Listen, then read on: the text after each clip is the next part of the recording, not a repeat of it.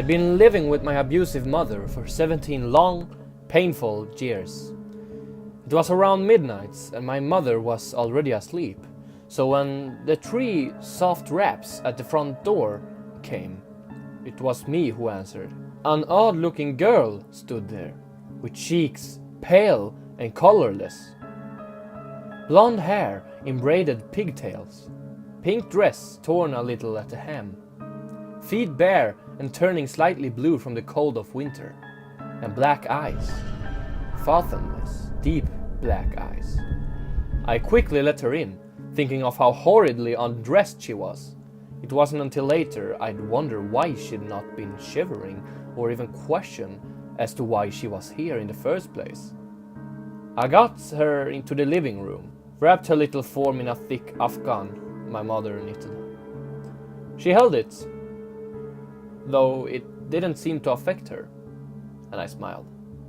"What's your name, sweetie?" A long silence passed, in which she stared at me.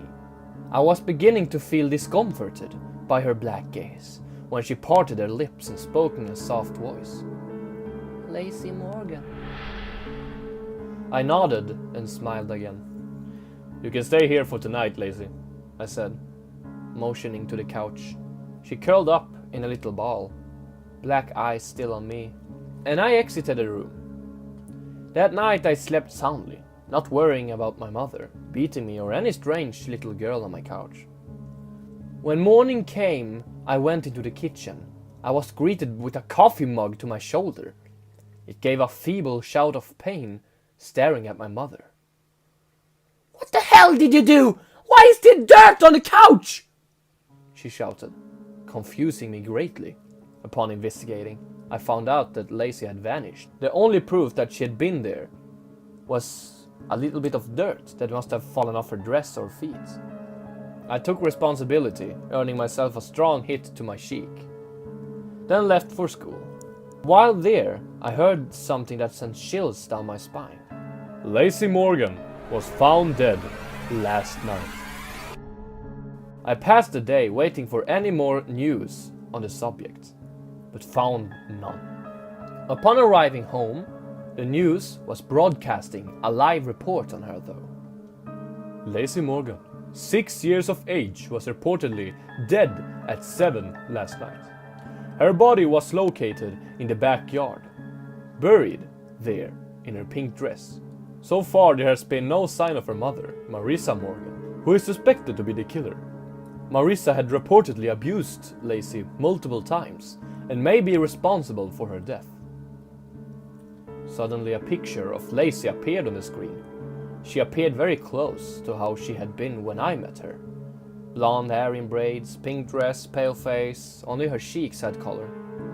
And her eyes were baby blue. To most this would seem unimportant, but to me it was. She died before arriving at my house.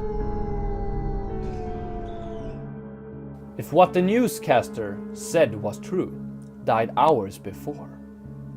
I tried to play it off, going about my business. I went to bed early, so as not to have to see my mother. It was around midnight when I awoke to cool fingers stroking the bruise on my cheek. I sighed, leaning into the small hand. "Never again," Lacey whispered, before her hand vanished. Not 10 minutes later I heard my mother screaming. I rushed into her bedroom, nearly fainting at what I saw.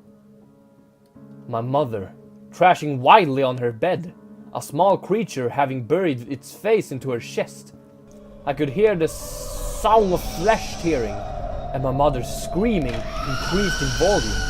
I wished I hadn't gotten up. Later on I tell myself I hadn't, but I had. So when Lacey pulled back from the gaping hole in my mother's chest cavity, I had a plain view of her razor-sharp teeth glinting in the night. Glinting with my mother's blood, she smiled innocently at me for a moment before swiftly tearing out my mother's jawbone. That time, I did faint. When I came to, I was in my bed. I walked to my mother's room. morbid. Curiosity getting the best of me.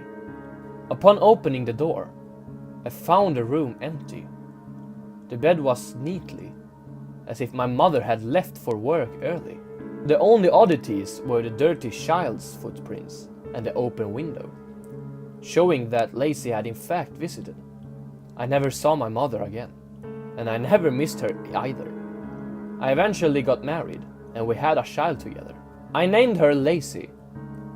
Recently I noticed the neighbor's daughter has all sorts of scrapes and bruises on her arm. I started to watch their home, and the other day I saw something very odd.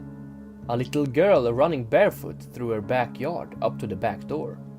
It was around midnight, so I couldn't be for sure, but I thought she met my eyes with her black ones, and I could swear she mouthed 2 words at me.